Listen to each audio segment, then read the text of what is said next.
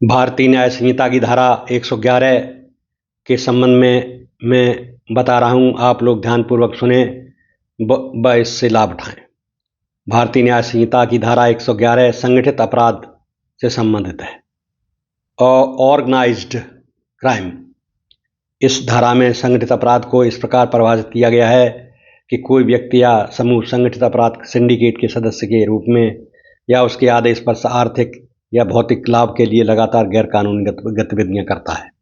इन अपराधों में अपहरण, डकैती, चोरी, हत्या, जबरन वसूली, तस्करी, आर्थिक अपराध, साइबर अपराध, मानव तस्करी, हथियारों या अन्य अवैध माल का व्यापार और भूमि में हड़पना शामिल है। धारा 111 के अनुसार संगठित अपराध करने या उसके सदस्य होने पर कठोर दंड निर्धारित है। यदि अपराध के परिणाम स्वरूप किसी की मृत्यु हो जाती है तो दोषी को मृत्यु या आजीवन कारावास की भारी जुर्माना, कम से कम 10 लाख रुपए की जुर्माना जो होता है वो दिया जाता है। अन्य मामलों में 5 वर्ष से लेकर आजीवन कारावास तक का जुर्माना करने का प्रावधान है। इसके अलावा इस धारा के तहत साजिश करने, अपराध में मदद करने, अपराध की योजना बनाने वालों को भी दंडित किया जाता है। इस धारा का मुख्य उद्देश्य संगठित अपराध सिंडिकेट को समाप्त करने के लिए एक प्रभावी और लक्षित तंत्र प्रदान करना है, ताकि आर्थिक तथा सामाजिक नुकसान पहुंचाने वाले अपराधों की रोकथाम की जा सके। संगठित अपराधों के खिलाफ कानून की यह धारा न्यायिक प्रक्रिया में सावधानी के साथ लागू की जानी चाहिए, जैसे कि आरोपी का संगठन से संलिप्त होना और अपराध का प्रमाण होना आवश्यक है।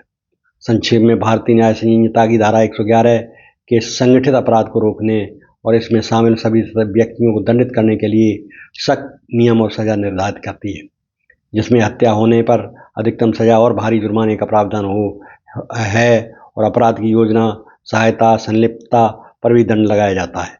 इस धारा के तहत आर्थिक लाभ के लिए किए गए हिंसात्मक अपराधों को विशेष गंभीरता से लिया जाता है। अब मैं आपको धारा 111 भारतीय न्याय संहिता की जो धारा 111 है उसके तत्व जो हैं, एलिमेंट्स पर मैं बता रहा हूँ। नंबर 1, संगठित अपराध की परिभाषा। इस धारा के तहत पहली उपधारा संगठित अपराध को परिभाषित करती है।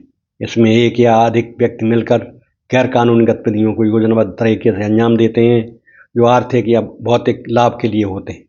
ये गतिविधियां जैसे डकैती, हत्या, जबरन वसूली, तस्करी, मानव तस्करी, भूमि हड़पना, साइबर अपराध आदि हो सकते हैं। नंबर 2, संगठित अपराध सिंडिकेट। अपराध एक सिंडिकेट या गिरोह के माध्यम से किया जाता है, जिसमें सदस्य मिलकर अपराध में लगे होते हैं और आदेश देते हैं।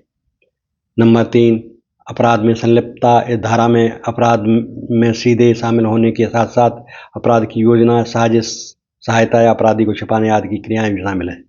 नंबर 4, सजा का प्रावधान। या संगठित अपराध के दौरान किसी की मृत्यु होती है तो दोषी को मौत और आजीवन कारावास और भारी जुर्माना कम से कम 10 लाख रुपए का जुर्माना हो सकता है। अन्य मामलों में कम से कम 5 वर्ष से लेकर आजीवन कारावास का जुर्माना लगाया जाता है। नंबर 5, गिरोह सदस्यता का जुर्म। केवल गिरोह का सदस्य होना भी अपराध साबित होने पर सजा का कारण बनता है, चाहे अपराध किया हो या नहीं।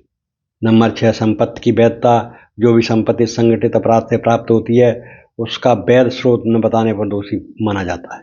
नंबर 7, अपराध सिद्ध करने के लिए मुख्य तत्व गैरकानूनी गतिविधियों का होना, संगठित अपराध सिंडिकेट का अस्तित्व, आरोपी की संलिप्तता और आरोपी की जानबूझकर अपराध में शामिल होना। इस प्रकार धारा 111 संगठित अपराध के विभिन्न पहलुओं को कवर करती है, जिसमें अपराध की योजना, क्रियान्वयन, सहायता, संगठित गिरोह की सदस्यता और अपराध से प्राप्त संपत्ति की वैधता पर ध्यान दिया जाता है। इसका उद्देश्य समाज में संगठित अपराध को रोकना और दोषियों को कठोर दंड देना होता है। इस प्रकार आपने देखा कि धारा 111 के अंतर्गत जो संगठित अपराध हैं वो इसमें सभी आते हैं। भारतीय न्याय संहिता की धारा 111 के प्रमुख आपराधिक कृत्य निम्नलिखित हैं। नंबर 1, डकैती, रोबरी। संगठित अपराध के तहत मिलकर डकैती करना, ये जो है संगठित अपराध की श्रेणी में आते हैं। नंबर 2, हत्या। संगठित अपराध के दौरान हत्या या अनुबंध हत्या का करना। नंबर 3, जबरन वसूली, एक्सटॉर्शन। किसी व्यक्ति या संगठन से धमकी देकर या अन्य तरीके से जबरन पैसे वसूलना। नंबर 4, तस्करी। मादक पदार्थों, हथियारों, अवैध माल और स्मारक तस्करी करना। नंबर 5, भूमि हड़पना, अवैध तरीके से भूमि पर कब्जा जमा लेना। नंबर 6, वाहन चोरी, व्यवस्थित तरीके से वाहन चोरी करना। नंबर 7, आर्थिक अपराध, वित्तीय धोखाधड़ी या अन्य आर्थिक अपराध करना। नंबर 8, साइबर अपराध, कंप्यूटर, इंटरनेट या अन्य डिजिटल माध्यमों से अपराध करना। नंबर 9, अपराध की योजना बनाना, संगठित अपराध के लिए साजिश रचना और योजना बनाना। नंबर 10, अपराधी को सहायता देना या छिपाना, अपराध में संलिप्त व्यक्तियों को छुपाना या सहायता प्रदान करना। नंबर 11, अपराध से प्राप्त धन संपत्ति को छुपाना या सफेद करना, अवैध संपत्ति रखना या इसका उपयोग करना। इन अपराधों में शामिल व्यक्ति की मृत्यु होने पर मृत्युदंड या आजीवन कारावास और भारी जुर्माने का प्रावधान है। यदि हत्या नहीं होती है तो कम से कम 5 वर्ष की सजा और जुर्माना लग सकता है। गिरोह का सदस्य होना, अपराध में सहायता देना, संपत्ति की वैधता न बता पाना, वो भी दंडनीय है। धारा 111 इन आपराधिक कृत्यों को रोकने के लिए कठोर दंड का प्रावधान करती है ताकि संगठित अपराध को समाप्त किया जा सके। इस प्रकार आपने देखा कि जो धारा 111 है वो संगठित अपराध जो होते हैं, जितने भी होते हैं, वो इसमें आते हैं। अब मैं इस वीडियो को समाप्त करता हूँ और अगले वीडियो में मैं आपसे फिर मुलाकात करूँगा।